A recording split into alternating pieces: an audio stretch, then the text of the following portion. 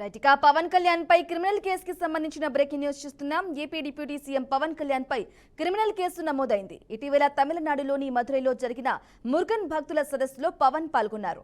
అయితే నిబంధనలు ఉల్లంఘించారంటూ అడ్వకేట్ వాంజినాథన్ పోలీసులకు ఫిర్యాదు చేశారు. ఈ నేపథ్యంలో అన్నానగర్ పోలీసులు పవన్ కళ్యాణ్, తమిళనాడు బీజేపీ నేత అన్నామలైతో పాటు సదస్సు నిర్వాహకులపై కేసు నమోదు చేశారు.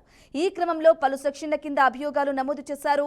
మతం, ప్రాంతం ఆధారంగా విద్వేషాలు రెచ్చగొట్టేలా ప్రేరేపించారని ఎఫ్ఐఆర్లో పేర్కొన్నారు. ఇక ఇంతకు ముందు పవన్ కళ్యాణ్ చేసిన వ్యాఖ్యలపై ప్రముఖ తమిళ నటుడు సత్యరాజ తీవ్రంగా స్పందించారు. తమిళ ప్రజలు అన్ని గమనిస్తున్నారని, దేవుడి పేరుతో రాజకీయాలు చేసి ఓట్లు దండుకునే ప్రయత్నాలు చేయవద్దని హెచ్చరించారు.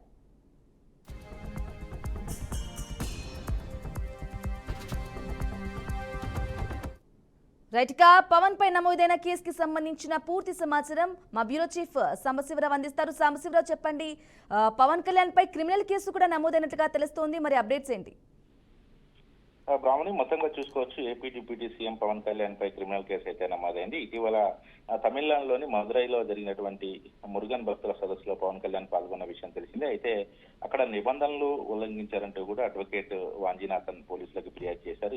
ఈ నేపథ్యంలోనే అన్నానగర్ పోలీసులు పవన్ కళ్యాణ్, తమిళనాడు బీజేపీ నేత అన్నామలైతో పాటు సదస్సు నిర్వాహకులపై కూడా కేసు నమోదు చేశారు. అయితే ఈ క్రమంలో పలు సెక్షన్ల కింద అభియోగాలు అయితే చేశారనే చెప్పుకోవాలి. అయితే మతం, ప్రాంతం ఆధారంగా విద్వేషాలు రెచ్చగొట్టేలాగా ప్రేరేపించారని ఎఫ్ఐఆర్లో అయితే పేర్కొన్నారు. అయితే ఇంతకు ముందు పవన్ కళ్యాణ్ చేసినటువంటి వ్యాఖ్యలపై కూడా ప్రముఖ నటుడు సత్యరాజ్ కూడా తీవ్రంగా స్పందించడం జరిగింది. తమిళ ప్రజలన్నీ గమనిస్తుంటారని, ఎక్కడ దేవుడి పేరుతో రాజకీయాలు చేసి ఓట్లు దండుకునే ప్రయత్నాలు చేస్తే ఇక్కడ ఎవరు కూడా నమ్మే పరిస్థితులు లేరని చెప్పేసి కూడా హెచ్చరికలు అయితే జారీ చేయడం జరిగింది. అయితే ఈ మొత్తంగా ఈ యొక్క తమిళనాడులో జరిగినటువంటి ఈ యొక్క సదస్సు ఏదైతే ఉందో, మురుగన్ భక్తుల సదస్సు చాలా తమిళనాడు ప్రజలపై కూడా ప్రభావం చూపినట్లుగా తెలుస్తా ఉంది. ఈ సదస్సులో సుమారుగా 5 లక్షల మంది కూడా పాల్గొన్న విషయం తెలిసింది. ఈ నేపథ్యంలో పవన్ కళ్యాణ్ మాట్లాడినటువంటి మాటలు కూడా అక్కడ అందరినీ ఆలోచింపజేశాయి. మరి ఈ నేపథ్యంలోనే కాస్త అక్కడ తమిళనాడు ప్రస్తుత గవర్నమెంట్ కి ఇబ్బందులు ఎదుర్కొనే అవకాశం ఉందని చెప్పేసి కూడా వాళ్ళు ఇప్పుడు ఈ రకంగా అయితే ముందుకు వెళ్తున్నట్లుగా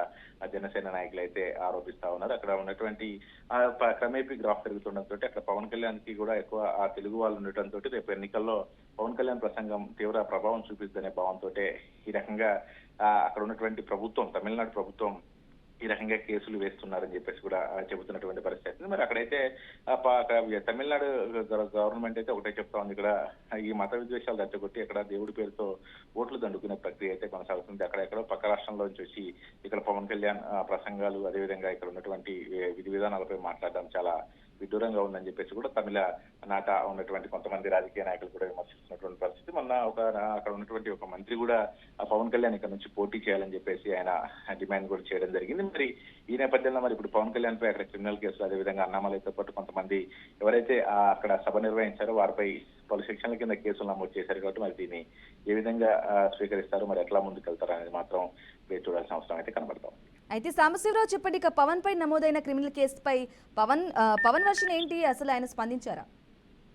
ఇక ప్రస్తుతానికైతే పవన్ కళ్యాణ్ దీనిపై ఏమీ స్పందన అయితే చేయలేదు. మరి ప్రస్తుతం అయితే కేసు నమోదు చేసినట్టుగా తెలుస్తా ఉంది. పలు సెక్షన్లు కూడా పెట్టినట్టుగా తెలుస్తా ఉంది. ఇందులో తమిళనాడులో పవన్ కళ్యాణ్ పై చేసినటువంటి సెక్షన్ లో ఐపీసీ 106, అదేవిధంగా 299, 302, 353 సెక్షన్ల కింద కూడా కేసు నమోదు చేశారు. అది కూడా మదురై మురుగన్ సదస్సులో నిబంధనలు ఉల్లంఘించారనే ఆరోపణతో ఈ యొక్క కేసు అయితే నమోదు చేశారు. అది కూడా అడ్వకేట్ వాంజినాథన్ ఇచ్చినటువంటి ఫిర్యాదు మేరకు చేశారు. మరి ఈ విషయం అయితే పవన్ కళ్యాణ్ అయితే ప్రస్తుతం మరి దీనిపై స్పందించలేదు. మరి ఈ కేసుని ఏ విధంగా ఎదుర్కొంటారు, మరి దీనిపై ఎలా తిప్పికొడతారు, మరి ఫర్దర్ గా వీళ్ళు ఏమన్నా ముందుకెళ్తారా అనేది మరి ఈ రోజు తెలిసే అవకాశం అయితే కనపడతాం. దీనిపై జనసేన కార్యాలయం నుంచి కూడా ఒక ప్రెస్ నోట్ రిలీజ్ చేసే అవకాశాలు అయితే కనబడతాం.